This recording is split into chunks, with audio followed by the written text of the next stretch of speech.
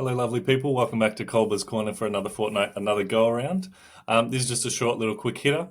In terms of developing curriculum, which is something we all do day in and day out, whether we realize it or not, and whether we actually open the curriculum documents to prove that fact or not.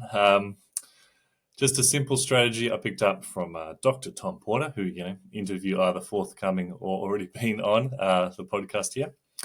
And it's what he calls a KUD, KUD. And so it's basically a method for planning your curriculum or mapping your curriculum to the curriculum, if that makes sense. Because for some context, there's the written and the enacted curriculum. The sort of written curriculum, of course, being what's written in various curriculum documents that we may or may not engage with. And then the enacted curriculum is what actually happens. And so just I think as teachers, we can take a lot of solace in that, knowing that, there's a big gap and a big difference between the two things. So, next time someone says, oh, we've got some new curriculum proposals, or there's a new, something on the horizon, you can say, well, it's good that there's another written curriculum document, and keep in mind that your enacted curriculum is something that by and large you as an individual teacher have control over. So KUDS, or KUDs as Tom calls it, I just found really useful. Essentially, you're finding your piece of knowledge, or your content descriptor, or your dot point, or if you're teaching in the upper secondary years, the dot point that may well be on the exam.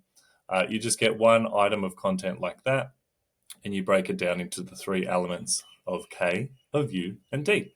K, as I said, stands for know. U stands for understand, and D stands for do. Because I think too often, at least for me as a teacher in a secondary school setting, for much of my career, you do a lot of know. The students always know things, and they do a lot of knowing. But do they do a lot of understanding? Oh, not necessarily. And do they do a lot of doing? Well, that's where it gets a bit dicey and a bit ropey.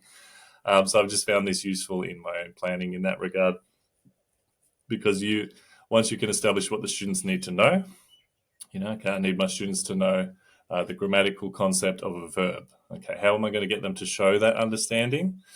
I don't know, they could go locating it in a text, they could go writing their own examples, they could go, creating really long lists, they could be putting anchor charts up on the wall, doing some poster work, all those sort of things. So they're showing their understanding.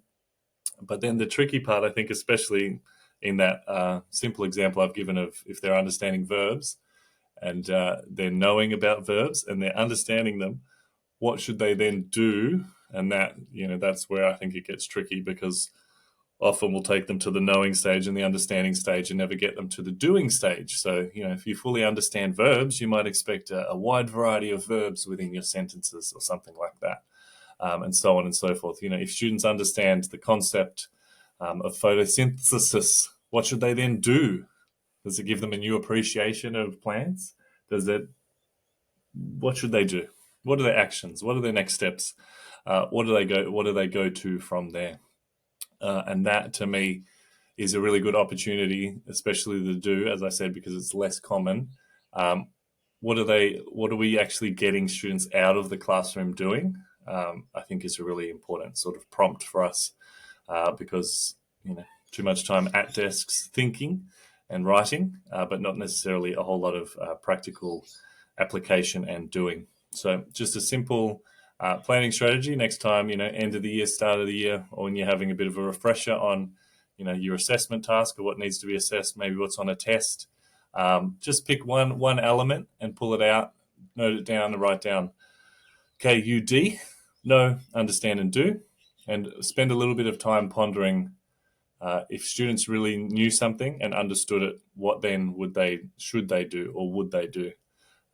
Just something I found really useful and really insightful. So until next time, keep learning, keep reading, keep writing. Pretty sure I did that the wrong way around. But anyway, keep doing those things.